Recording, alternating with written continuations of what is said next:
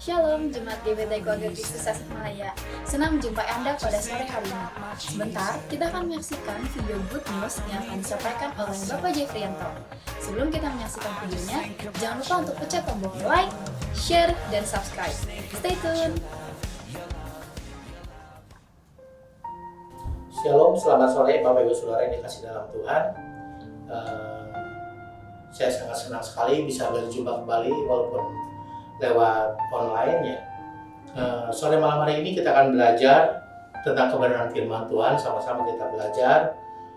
Hari ini saya akan membawakan dengan judul Hidup yang Berdampak atau Kehidupan yang Berdampak. Seperti apa kehidupan yang berdampak itu?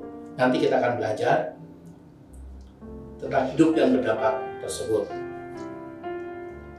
Kehidupan kita itu ibarat sebuah mata uang logam yang mempunyai dua sisi yang berbeda tentunya. Satu sisi yang lain dengan sisi yang satunya. Biasanya yang satunya berupa nilai nominalnya dan satunya berupa gambar.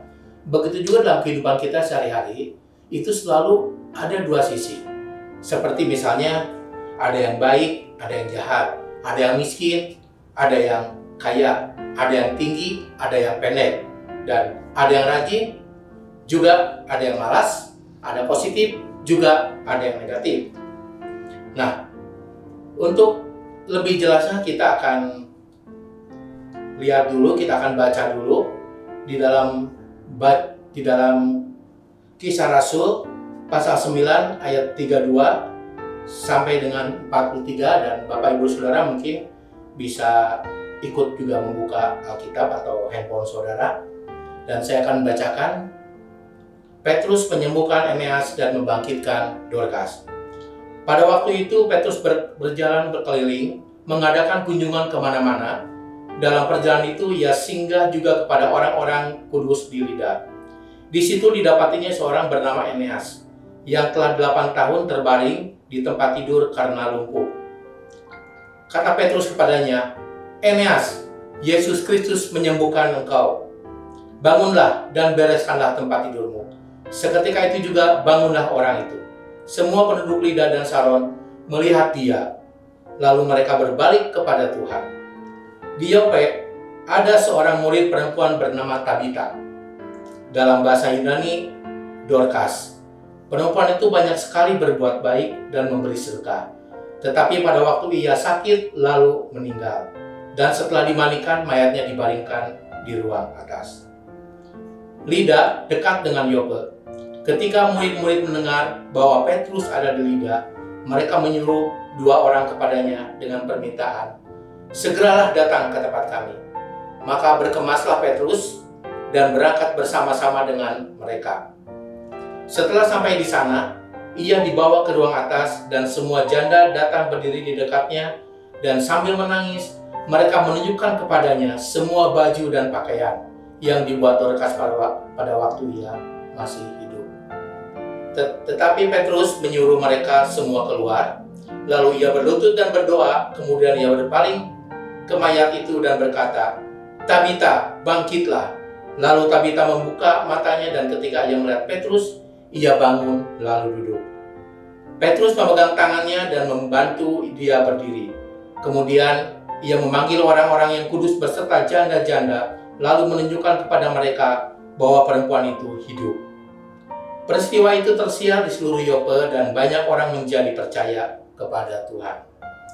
Kemudian daripada itu Petrus tinggal beberapa hari di Yope dan di rumah seorang yang bernama Simon, seorang penyamak kulit. Nah, kita akan belajar dari seorang rasul atau murid Tuhan Yesus bernama Petrus, yang kita juga tahu mungkin sebelum Petrus mengalami perjumpaan dengan Tuhan, Petrus bernama Simon, dan kebetulan Petrus juga seorang dari kaum nelayan, yaitu bekerja juga sehari-hari sebagai seorang nelayan menangkap ikan. Tetapi setelah bertemu dengan Tuhan Yesus, Petrus menjadi seorang penjala manusia.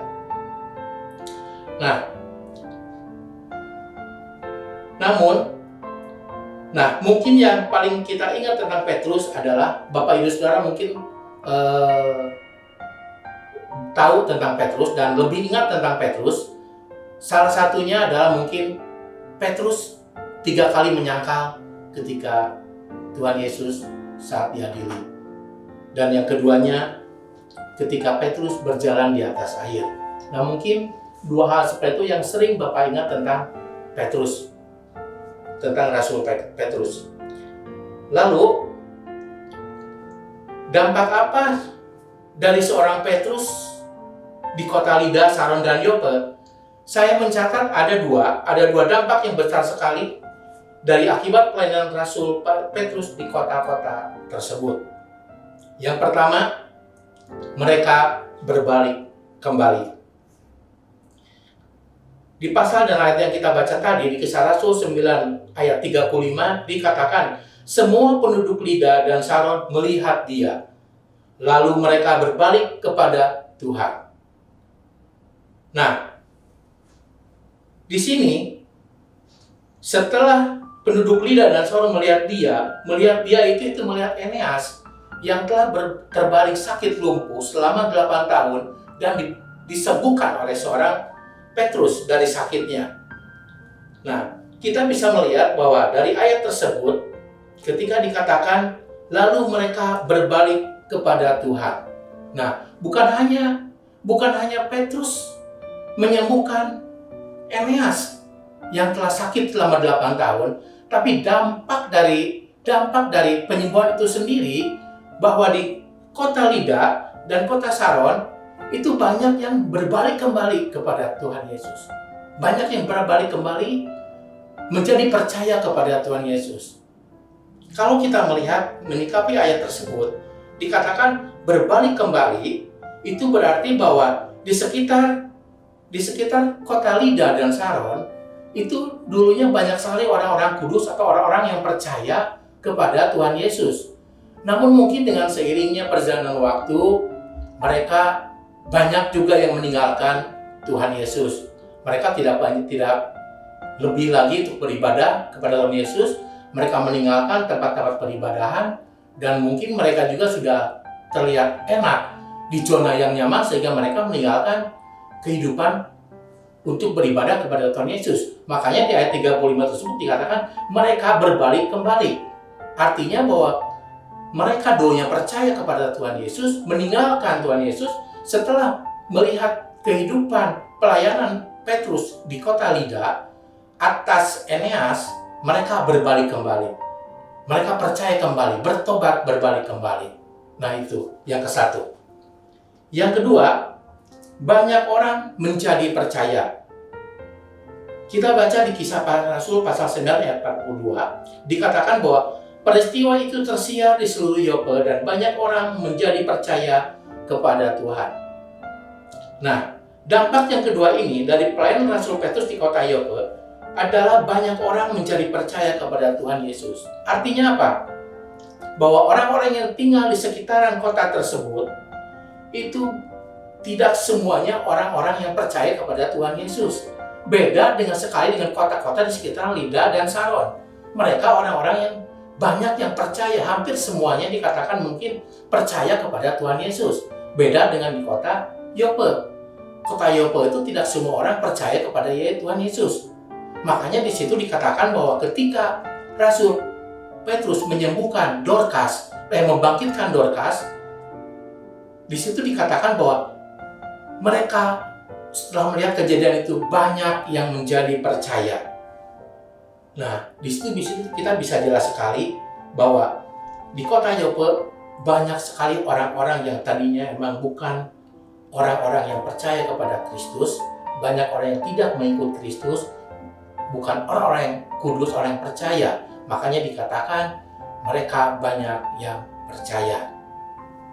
Nah, setelah kita mengetahui dari dua kejadian ini di Lida dan Saron, dampaknya di kota Yope buat orang-orang sekitarnya, lalu pelajaran apa yang dapat kita ambil dan kita aplikasikan dalam kehidupan kita sehari-hari? Intinya adalah kita harus menjadi pelaku-pelaku firman Tuhan dimanapun kita berada, untuk dan apapun yang kita kerjakan, supaya kehidupan kita jangan menjadi batu sandungan. Apa saja yang harus kita kerjakan? Di dalam apa saja kita harus menjadi pelaku-pelaku firman Tuhan itu? Saya catat ada 3 juga di sini, bahwa yang pertama, jadilah pelaku firman Tuhan di dalam ucapan, perbuatan, dan pikiran. Apa dalam ucapan? Dalam ucapan adalah apapun yang kita katakan, katakanlah dengan benar. Apa adanya, jangan seringkali berbohong. Katakan ya jika itu benar, dan katakan tidak jika itu tidak benar. Kita seringkali mendengar bahwa seseorang seringkali berbohong untuk menutupi sesuatu yang dia lakukan atau kesalahan yang dia lakukan. Nah, kita jangan mengikuti seperti itu. Kita harus mengatakan ya kalau itu benar dan tidak kalau itu tidak benar. Yang kedua, jadilah pelaku firman di dalam perbuatan. Artinya, bertindaklah yang benar di dalam setiap tindakan yang kita lakukan sesuai dengan firman Tuhan. Jangan serong ke kiri atau serong ke kanan, tapi tetaplah lurus. Artinya dalam perbuatan kita mungkin seringkali banyak sekali godaan ketika kita ada, apalagi di tengah-tengah pandemi seperti ini, kerjaan susah, ketika kita ada suatu pekerjaan, kita harus jujur, jangan kita berbuat korupsi untuk mendatangkan untung yang lebih besar lagi. Itu sangat tidak diinginkan sekali oleh Tuhan Yesus. Dan yang ketiga, jadilah pelaku firman Tuhan di dalam pikiran kita. Artinya berpikirlah selalu positif, jangan selalu negatif thinking. Berarti bahwa dalam kehidupan sehari-hari, mungkin misalkan tiba-tiba ada yang telepon, udah lama nih teman-teman kita udah lama yang telepon, tiba-tiba telepon kita. Nah, biasanya kan kita punya pikiran, kok kenapa tiba-tiba si A telepon saya nih? Ada apa nih? Apakah dia mau pinjam uang? Atau apakah ada kesusahan atau apa? Nah, seperti hal-hal itulah yang harusnya kita hindari, supaya pikiran kita selalu lurus, pikiran kita selalu positif, jangan selalu negatif. Apa-apa negatif gitu. Tapi kita harus dulu, ketika ada seseorang yang telepon, udah lama nggak telepon, kita terima dulu apa teleponnya, mungkin ada kabar gembira atau apa. Kita jangan selalu punya pikiran yang selalu negatif dalam hal apapun juga.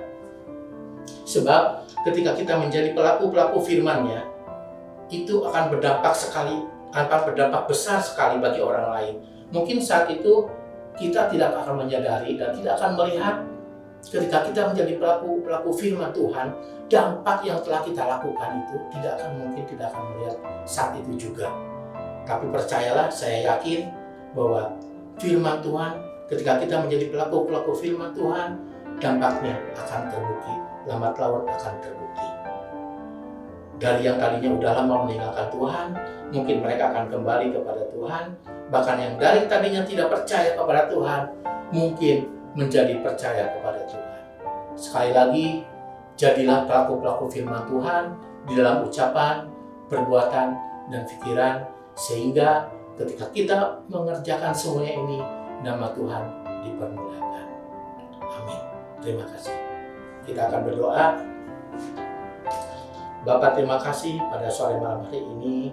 Kami ucap syukur dan terima kasih karena kami masih diberi kesempatan untuk kami boleh men-sharingkan firman-Mu, kami boleh mendengarkan firman-Mu, dan biarlah firman-Mu ini boleh terus bekerja di dalam setiap kami, sehingga kami boleh menjadi pelaku firman Tuhan, bukan hanya sebagai pendengar, bukan hanya sebagai mengetahui firman-firman-Mu Tuhan, tapi biarlah kami boleh menjadi pelaku firman-Mu.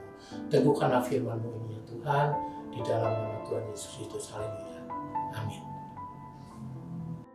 Don't need another reason. I just think about my Jesus. I don't need to hype myself up. I just think about your love, your love, your love. Just think about your love, your love, your love. Just think about your love.